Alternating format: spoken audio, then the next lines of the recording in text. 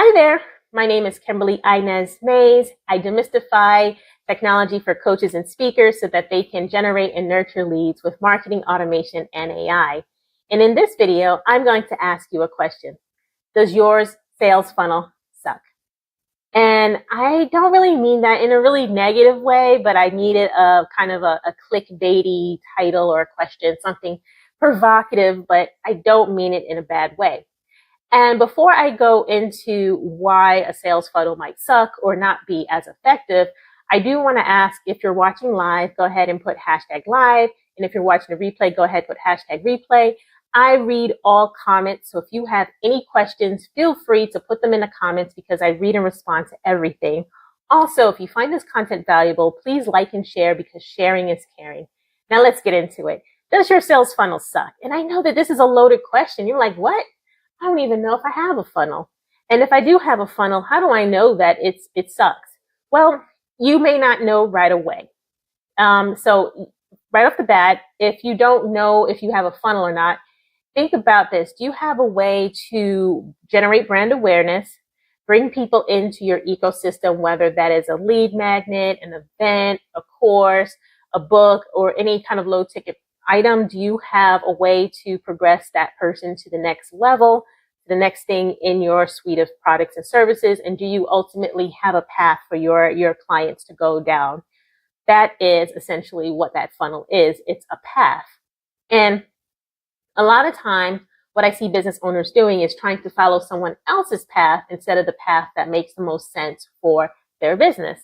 And this is why I think lots of sales funnels suck, because they're too busy, what I call funnel hacking, other entrepreneurs, other people they follow that they highly esteem, is that they're trying to follow someone else's recipe and it doesn't quite work.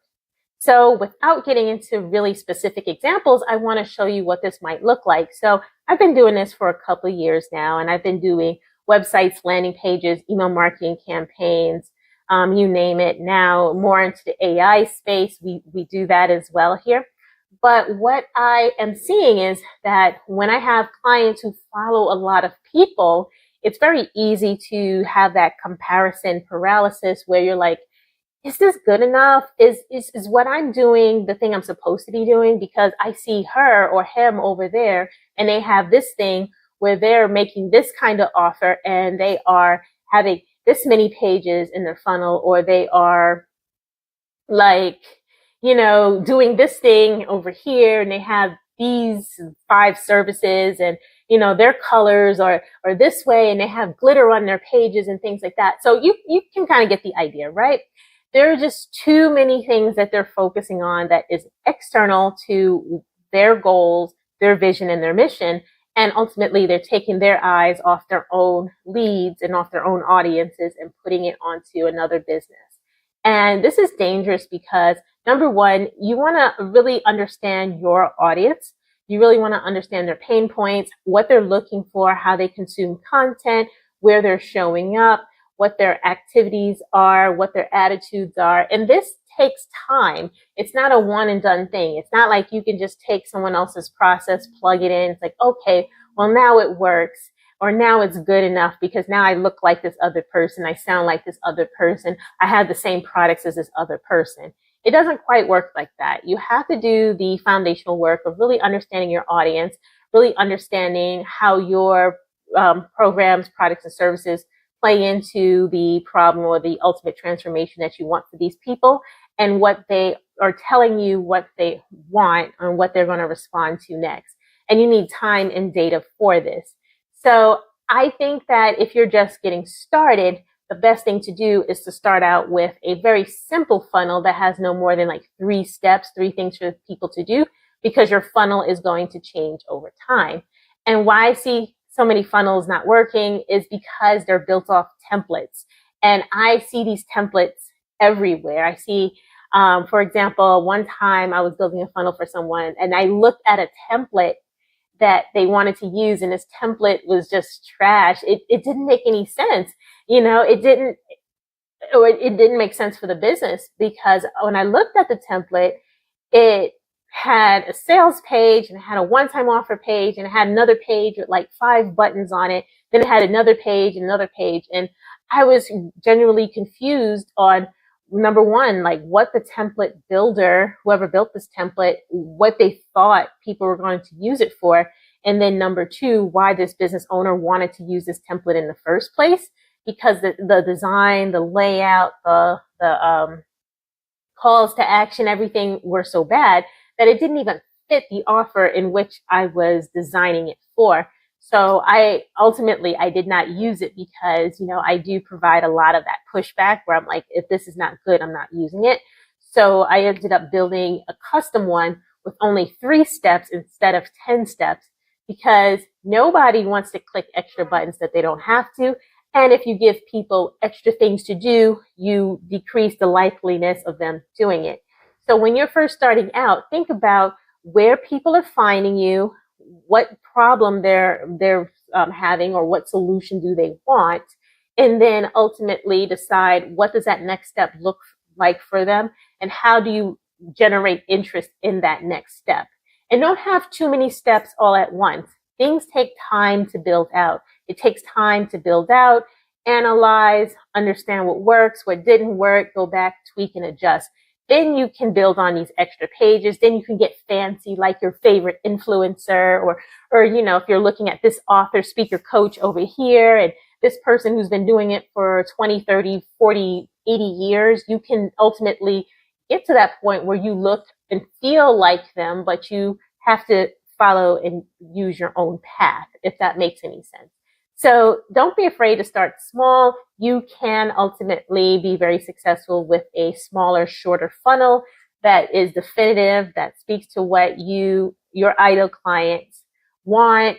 It speaks to your voice, your unique selling proposition, and all of that. So I just want to make sure that I've touched on everything, but I think I have, because I have some notes here, but I tend to go off script. But you know what I mean. So yeah, we talked about aligning funnel stages with the audience's journey. So if you're not yet sure what their full journey looks like, just focus on a piece of it.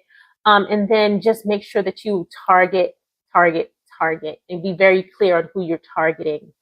And then, yeah, you just need time to tweak and test. And that means paying attention to what is going on, paying attention to what is being built, especially if you're not the one doing the building. Have your VA or your marketing team or whoever you hired pretty much go in and explain everything that is going on to you, so that you can make informed decisions about what to do next.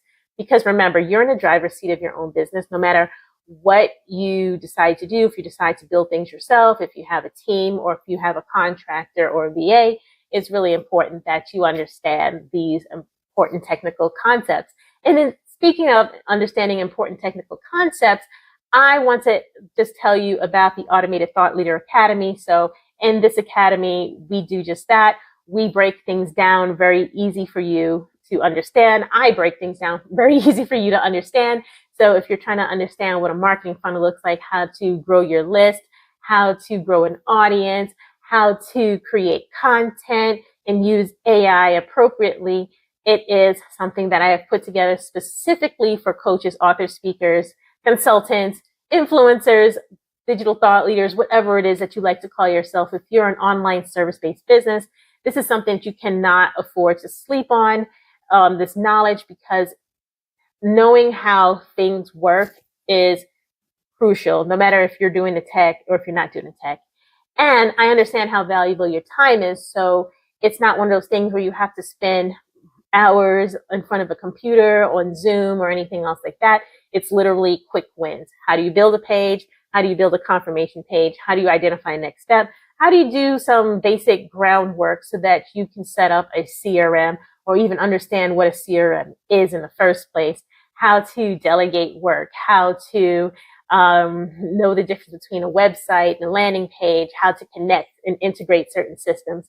So if this sounds like something that you are needing in your business, whether you do the actual technical setups, or if your VA or your team does it, then definitely let's have a conversation. So let's have an automation insight session. It's a free 30-minute session in which we can just talk back and forth about what's working, what's not working, what your 90-day goals are, and to see if I can support you in any way. So, all right, so I'm going to wrap up this video for now. But as always, if you have any questions, please leave them in the comments, or you can find me on all social media platforms at Kimberly Inez Mays. That's INEZMAYS. So Kimberly Inez Mays. And yeah, I'll see you later. That's all I got to say about that. And I'll see you later in the next video. All right.